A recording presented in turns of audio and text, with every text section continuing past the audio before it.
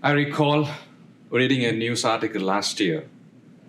In India, a New Delhi-based woman sued a man she met through social media on a blind date. She had been chatting with this man through social media for months, and they fell in love. Finally, they decided to meet. And when they met for the first time, she was completely disoriented and disappointed. The man she met on social media looked different from the one she met in person.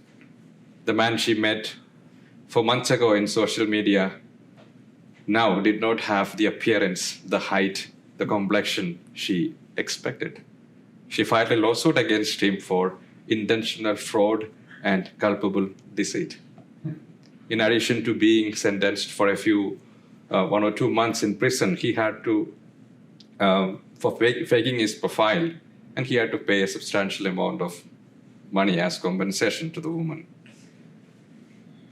Now, we all like to take photos, maybe with celebrities or important figures, if we get an opportunity. We like to project our attractive persona. We select only the best photos for our profile picture on Facebook or WhatsApp or Instagram. Isn't it true that we all post only the best pictures of our expensive vacations and trips? How about the photos of places that look attractive to visit? It's important to note that the Pharisee in today's gospel was not entirely evil. His hospitality was one of his most notable characteristics. He had invited the Lord to the dinner. A gracious host he was. He was familiar with the rules. He had class. His etiquette was appropriate for the occasion. However, he was focused on something other than following his rituals. He might have been testing our Lord's manners, but I assume he was observing him to see if the Lord was prim and proper.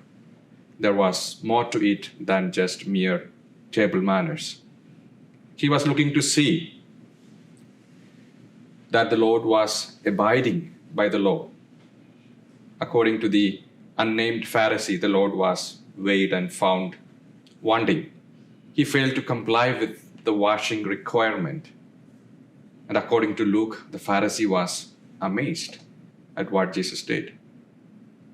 But Jesus, on the contrary, the Pharisee is criticized today by Jesus for his hypocritical desire to maintain cleanliness, for preserving the external cleanliness despite moral decay.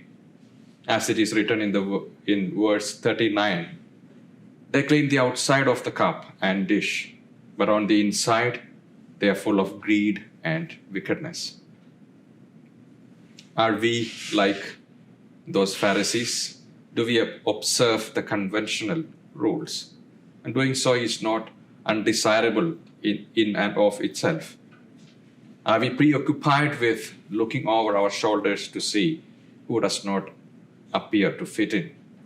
And this need to find fault with others is as old as Adam and Eve. The Lord reminds us today to pay attention to what is invisible to the naked eye.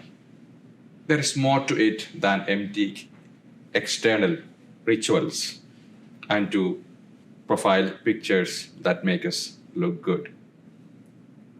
Our person is what Jesus came to save, not our persona. God cannot save us unless we expose to Him those parts of ourselves that require healing and redemption. Masks are not necessary before Jesus. In the presence of Jesus, there is no need to impress, no need to fake, no need to impress. We can be naked in our faults before Jesus to be clothed with His robe of mercy and compassion. St. John 23rd, pray for us.